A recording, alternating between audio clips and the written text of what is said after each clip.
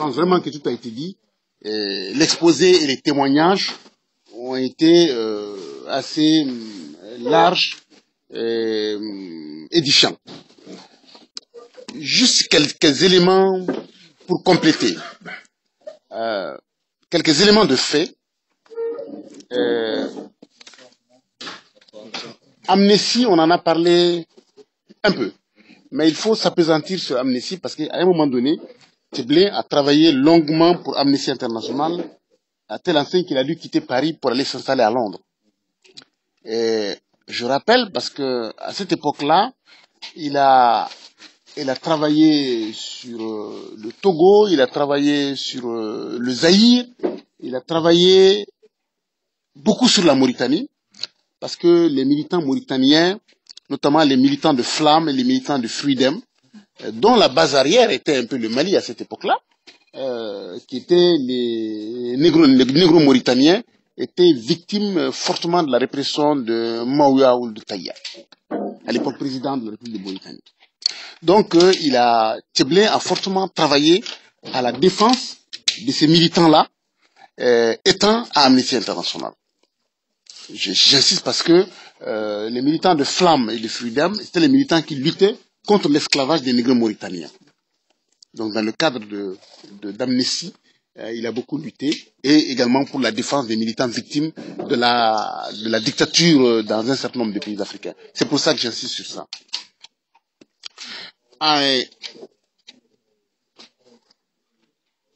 C'est important de noter que on a parlé du CENID. C'est vrai que nous avons été les initiateurs, les fondateurs du CENID association.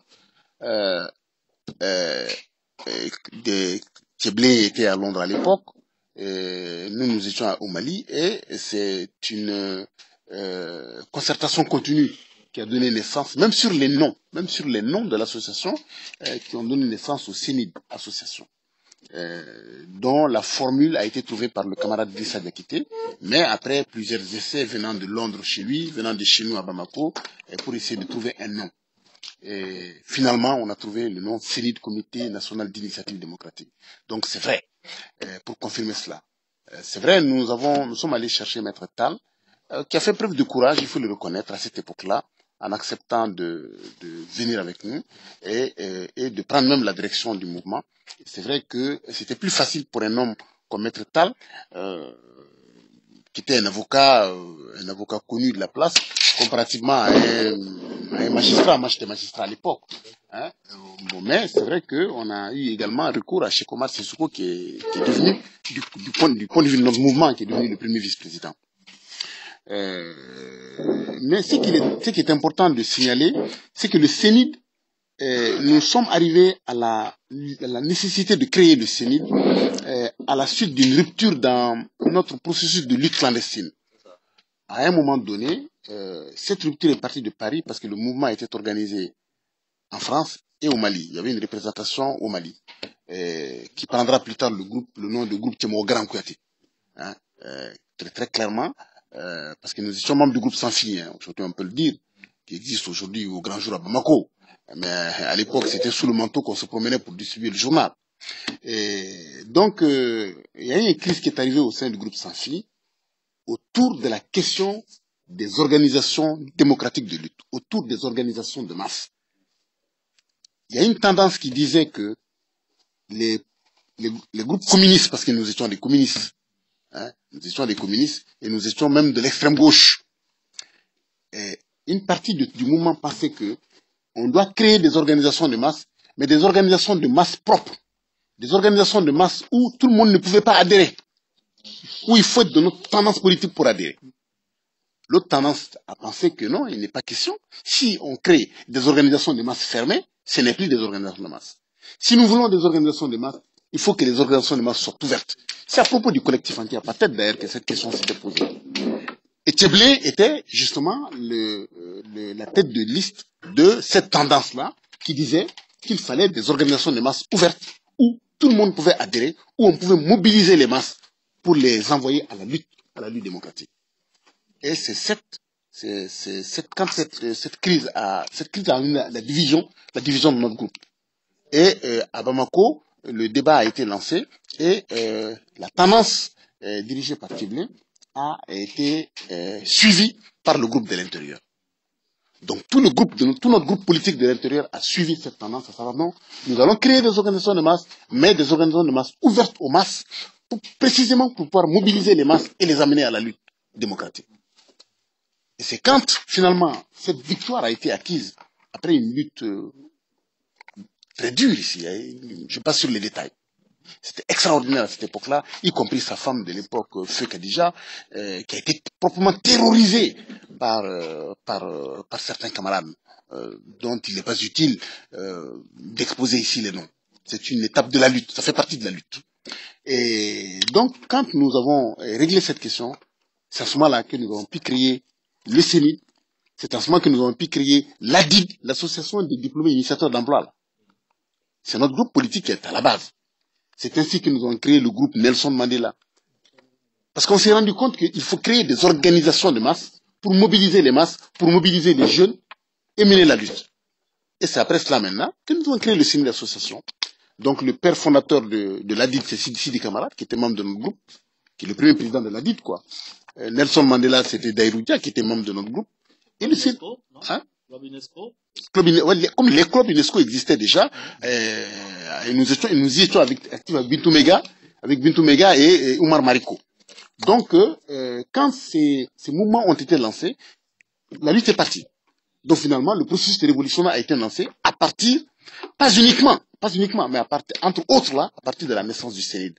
En tout cas, le CENID a constitué un bond, puisqu'on sait que la lettre ouverte avait déjà été lancée par Alpha Oumar Konaré et ses camarades de l'ADEMA, mais le CENID a lancé concrètement l'organisation de masse organisée, de façon concrète. Ça, c'est une anecdote. Donc, il faut noter que c'est cette rupture-là qui est le point de départ. Et cette rupture-là, il faut le reconnaître, c'est au crédit de Tchiblé. Honnêtement, c'est au crédit de Tchiblé. Et je reviens à Tchiblé maintenant en tant qu'homme d'État. Parce qu'on s'est dit, vous voulez soutenir un candidat, vous voulez proposer la candidature de Tchiblé Dramé. Bon, on peut se poser la question, mais pourquoi la candidature de Tchiblé Dramé? Moi, je crois, on propose et on soutient une candidature d'un homme pour gouverner un pays, parce qu'on se rend compte que cet homme a une stature d'homme d'État. Ah oui, c'est un homme d'État qu'on souhaite voir conduire un État avec une bonne gouvernance. Précisément, Tchiblé a déjà donné des preuves de sa stature d'homme d'État. Et vous avez besoin, vous, de ces preuves-là pour vous renforcer, pour vous alimenter par rapport au combat que vous allez engager en vue de faire prospérer les idées que vous voulez prendre en charge chez Tchiblé Dramé pour que ces idées soient partagées par le plus grand nombre de Maliens. Et de ce point de vue, je rappelle que quand Tchiblé était ministre des Affaires étrangères et des Maliens de l'extérieur, Bachili a rappelé un certain nombre de faits que je confirme. Je les confirme, puisque j'étais là. Mais au-delà de cela, Tchiblé, ministre des Maliens de l'extérieur, a supprimé le visa de sortie.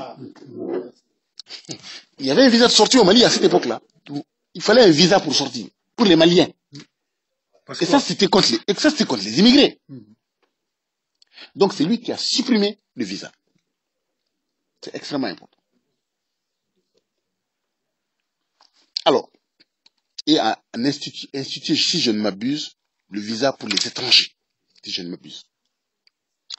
Donc, c'est important que un homme d'État, pour un pays d'émigration, le Mali est un pays d'émigration. La France est un pays d'immigration, parce que les gens y viennent. Le Mali est un pays d'émigration, parce que les gens partent. Ministre des Maliens de l'extérieur d'un pays d'émigration, il était normal que s'il est véritablement un homme d'État, il se soucie de mettre en œuvre des mesures capables de soutenir l'immigration. Et le meilleur moyen de soutenir l'immigration, c'est de supprimer le visa de sortie quand même. Ça, c'est la première mesure qui vient à l'esprit. Donc c'est quand il fut ministre des Maliens de l'extérieur que cela a été possible. Et il est venu dans les foyers en tant que ministre. Il est venu parler avec les immigrés dans les foyers pour prendre la mesure et pour voir qu'est-ce qui est possible de faire avec eux pour alléger les peines. Ça, c'est important qu'un ministre de la République soit dans un foyer pour discuter avec les militants à cette époque-là, et puis pour voir avec eux quelles sont les réponses possibles qu'on peut préparer ensemble. Un ministre de la République qui met l'administration diplomatique au pas sur la base des réclamations faites, séance tenante, par les immigrés eux-mêmes. À mon avis, il est important d'insister sur ça pour dire c'est la mesure de l'homme d'État. Et c'est parce qu'il a donné cette mesure-là que nous pensons, si le président de la République, la question ne va plus se limiter à la question, au conflit entre la France et nous, des trucs de réadmission, mais les réponses profondes seront trouvées, parce que précisément celui qui est à la tête de l'État n'est plus ministre, mais il est président de la République. Il se fera entendre par son homologue français par rapport à la résolution profonde des problèmes. Parce qu'il est au cœur des problèmes. Parce qu'il est au cœur des réponses à apporter à l'immigration. Parce que quand il fut ministre des Maliens, des zones arides et semi-arides, Bathily l'a rappelé. La conférence de CAI, sur le développement de CAI, qui a débouché sur un programme de 10 ans. Et tous les projets de développement qui ont été mis en route pour le succès de CAI, la région de CAI, pour le développement de la région de CAI, partent de là. Il y avait 15 km de route dans toute la région. Dans toute la région. Aujourd'hui, la région est presque désenclavée. Je parle en connaissance de cause parce qu'en 91, j'ai parcouru la région. J'ai fait une semaine dans un village parce que mon véhicule s'est noyé. Aujourd'hui, la région est désenclavée. Et sur la base de ce programme qui a été tracé. Et ce programme, homme d'État, il a montré qu'il l'était suffisamment. Il a convié la coopération internationale au chevet de la région de CAI. Il a invité la coopération décentralisée. Comment s'appelait cette présidente de région? Nord-Pas-de-Calais. Qui est venue. Godfrey, ministre de la... Donc, de façon extraordinaire, il a montré ses capacités d'homme d'État, de diplomate et d'homme d'État, en mettant au chevet de CAI ceux qui pouvaient faire quelque chose. Et ils ont fait quelque chose.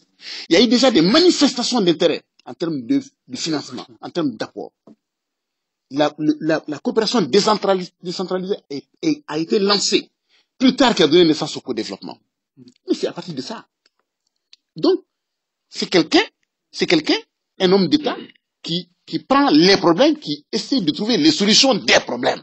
Ce n'est pas des discours. Il l'a prouvé. Il l'a prouvé à l'espace d'un petit temps.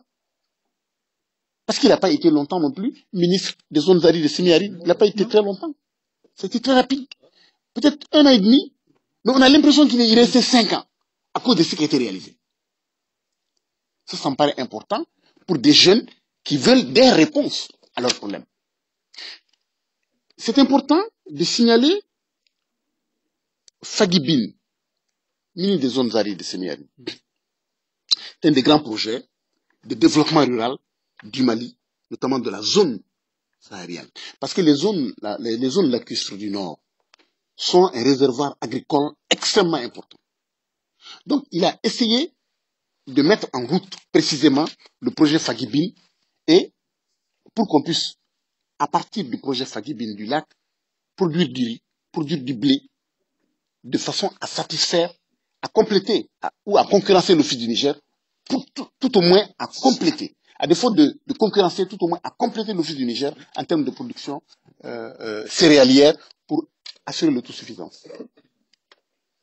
Tout le monde a vu, puisqu'il a pu permettre à la presse d'aller, de voyager, de se rendre compte concrètement de son programme, de son projet et des réalisations possibles.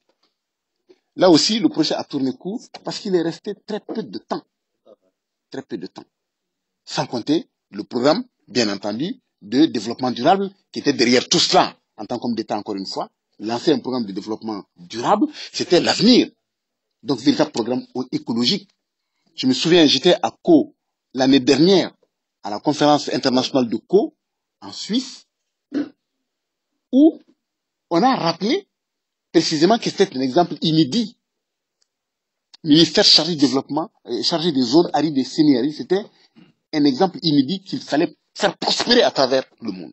Pas seulement en Afrique subsaharienne, mais à travers le monde. Donc, je crois que Tchiblé, ce qu'il a pu faire, quand il était à la tête des zones arides, également prouve que c'est un homme d'État qu'on doit suivre. C'est un homme d'État dont les quelques exemples-là, pour le peu de temps qu'il est resté, parce qu'il est resté si peu de temps, mais on a l'impression qu'il est resté une éternité. Mais il est resté très peu de temps. La transition a duré 1 an. 1 an et quelques mois. Les zones arides également est resté 1 an et quelques mois. Et pourtant, on a l'impression qu'il est resté des années. C'est ça l'homme d'État. Donc, à mon avis, il est important qu'on s'appesantisse sur ça. Le Nord, Mahamadou a dit dans son propos que c'est en 2007 que ça a commencé. En fait, depuis que le parrainat existe, depuis que le parrainat existe, Tchiblé s'est approprié la question du Nord. Il s'est approprié la question du Nord. Il en a fait quelque chose, il a fait corps avec, il a fusionné avec. Et il a fait en sorte que c'est même quelque chose de distinctif chez lui. Tellement il y a cru. Tellement il y a cru. Sous homme d'État, visionnaire, il a compris. C'est pour ça qu'il disait que le Nord, il faut surveiller le Nord comme la marmite sur le feu. Le lait sur le feu, là. Le lait sur le feu. C'est la formule. Donc, on a eu à organiser par 2 fois, en tant que simple parti d'opposition, par 2 fois une conférence internationale sur le Nord, à Bamako. D'abord, une conférence des partis de la sous-région, opposition et majorité, autour du Nord, en appelant tous les pays limitrophes. Une deuxième fois, une conférence, cette fois-ci non seulement regroupant les partis et la société civile, et du Mali et de la sous-région, en appelant l'expertise nigérienne. Entre-temps, notre camarade Mohamed Issoufou est devenu président de la République, fort heureusement, que nous avons vu, qui a dit son intérêt pour cela en disant « Ah non, je vais vous envoyer les experts que nous avons ici. » Et il nous a envoyé les experts. Ceux qui sont au corps de l'État qui s'occupaient de la question de l'État, qui l'ont résolu au Niger. Avec des députés, avec des ministres, il les a envoyés à cette conférence-là que nous avons organisée. À la veille, ça c'était... Un mois avant le coup d'État. Un mois avant les événements de... C'était au mois de novembre, non? C'était en décembre. Début décembre. 2011. Et cette conférence a produit des résolutions, des conclusions. Nous sommes allés à Koulouba, voir ATT, présenté par notre camarade Boubacar Ba, de Mauritanie, qui a présenté les conclusions, avec des réponses claires, des solutions très claires. Il a produit une réflexion. Et cette réflexion était capable, si elle avait été prise en compte, de régler la question du Nord. Il a conduit notre délégation plusieurs fois pour aller voir le président de la République. Monsieur le Président, voilà nos réflexions sur la question du Nord. Monsieur le Président, voilà notre contribution par écrit. Monsieur le Président, permettez-nous de compléter pour faire une autre conférence. Mettons en place un dispositif national au moins. On a mis en place le dispositif national. Malheureusement, les autres partis n'ont pas suivi et ils nous ont dit que non, le président de la République leur a dit de se retirer. Une rondelle ne fait pas le printemps. Le parrainage seul, Tchiblé seul, ne peut pas se substituer à l'État pour régler les questions. Donc quand on dit que les partis n'ont rien fait, les hommes politiques n'ont rien fait, mais on ne peut qu'en rire. Parce que nous avons fait tout ce qui est humainement possible. Et on l'a fait savoir. Parce qu'après, on a dit, voilà ce que nous avons fait. Voilà ce que nous proposons. Et ces documents-là existent encore aujourd'hui. Malheureusement, ils n'ont pas été suivis. L'ambassadeur de France, fort heureusement, était à la dernière conférence et il n'a pas, mon Dieu, il n'avait pas sa langue dans sa poche. Donc, D'où l'intérêt qu'il porte au Parlement et à Tcheblé encore aujourd'hui par rapport à ses capacités de visionnaire en tant qu'homme politique, en tant qu'homme d'État. C'est important d'insister sur le Nord pour montrer que si c'est lui, comme disait Hollande, Tcheblé président, on n'aurait pas eu le Nord tel qu'on l'a eu sous cette forme. Tcheblé président, on n'aurait pas eu les islamistes tels qu'on les a eu sous cette forme-là. Tcheblé président, on n'aurait pas eu les narco-djihadistes. Tcheblé président, on n'aurait pas eu le coup d'État sous la forme qu'on a eu. Ça, c'est certain. Donc, je pense que c'est important. Un homme comme ça, on en a besoin. On en a besoin. On en a besoin. Et il est resté fondamentalement républicain. Fondamentalement républicain. Parce que bien qu'il a été, il a été convoqué, hein, il a été convoqué, Tcheblé a été convoqué après le France-Afrique, au pôle économique. Mais c'est quand ils avaient un rapport, quand il a produit le premier rapport qu'on lui a communiqué, il dit, mais votre deuxième rapport, on ne me l'a pas communiqué. Voilà le rapport qu'on m'a communiqué, on m'a dit que c'était bien, que ça s'était bien passé. Mais ce rapport, je n'en ai pas connaissance. Mais ils ont dit fermer. Ah non, on n'en a plus convoqué. Parce qu'on ne pouvait plus le convoquer. Le reste, on a fait filer des rumeurs. Mais on ne pouvait plus le convoquer après ça. Donc malgré cela, malgré ces mauvaises intentions, malgré ces attaques contre lui, mais il est resté fondamentalement républicain. Il a continué à travailler dans la loyauté avec l'État et avec le président de la République. Malgré cela. Parce que l'intérêt du pays était en cause. Donc je me dis, c'est important que j'insiste sur cela.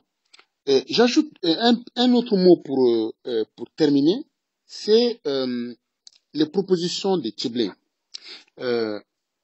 Il a écrit en tant qu'homme politique, il a été auteur d'un livre collectif sur l'État pendant la transition. Donc, il a fait un essai sur l'État pendant la transition et les problèmes que l'État pendant la transition charrie, les difficultés et les perspectives. Et ça veut dire que l'homme a une capacité de penser. Parce que pour transformer le monde, il faut d'abord penser. Si vous ne réfléchissez pas à la transformation, vous ne pouvez pas faire de transformation. Si vous ne dessinez pas l'architecture de la maison à construire, mais vous ne construisez pas de maison. Or, réfléchir et écrire, c'est cela. Il l'a fait à ce titre, concernant l'État. Le rôle des intellectuels en Afrique, il a participé à un colloque à Dakar, je l'ai rappelé il y a quelques années, où il a dit on ne peut pas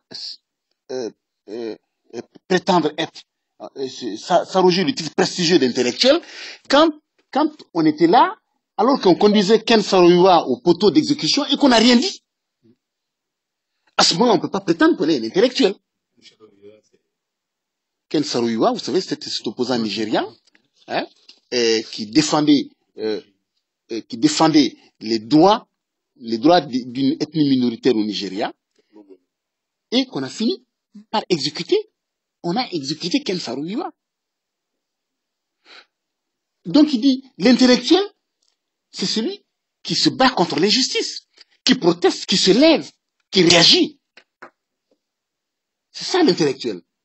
Mais ce n'est pas celui qui est perdu dans les livres, qui tranquillement dort à la maison, alors que le pays brûle, le monde brûle, c'est pas ça l'intellectuel.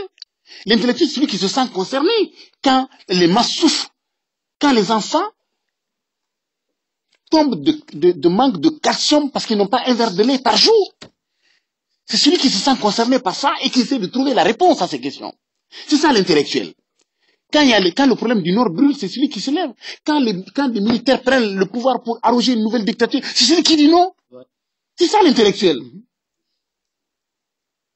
Il y a cette construction également de l'intellectuel pour que la jeunesse comprenne qu'elle a un rôle à jouer, qu'elle a une place à prendre, qu'elle a un combat à prendre pour libérer son peuple. Il a également écrit et théorisé sur ça pour pouvoir apporter son éclairage et apporter les jeunes, accompagner les jeunes dans ce qui en eux est presque instinctif, qui a besoin d'être construit, d'être élaboré. Donc je me dis, au-delà de cela, il était député à l'Assemblée nationale, il a fait une proposition de loi mais nous étions dans une majorité opposition à cette époque-là. La proposition de loi a été refusée par la majorité écrasante de la démarche. La proposition de loi, c'était quoi? Pour montrer encore par rapport à la gestion locale. Il a dit, pour les élections locales, municipales, lorsque, après les élections, faites en sorte que le bureau qu'on met en place soit un bureau où les gens seront représentés conformément à leur force par rapport à leurs résultats. Le maire sortira du parti qui a eu la majorité, mais tous les autres partis seront représentés au sein du bureau municipal. Cela permet une gestion parce que localement, on a besoin de développer. On n'a pas besoin de se déchirer. On n'a pas besoin de majorité d'opposition au niveau local. On a besoin de construire. Et pour construire et développer, on a besoin de créer un minimum de consensus, d'équilibre. Et c'est le bureau qui est l'organe exécutif du conseil. Ce projet, cette proposition de loi a été rejetée. Donc, non seulement faire la proposition de loi, mais dans un domaine aussi important, qui est le domaine de la décentralisation, qui est le domaine du développement local, qui est le projet phare, le projet le plus important de notre démocratie. Donc, compléter ce dispositif législatif, à mon avis, également faire preuve de visionnaire, d'homme d'État, que la majorité a écrasé à l'époque. Pour terminer, je voudrais dire que c'est difficile de pouvoir, à l'occasion d'une causerie d'une soirée, parler de l'homme et essayer de dire ce qu'il est réellement.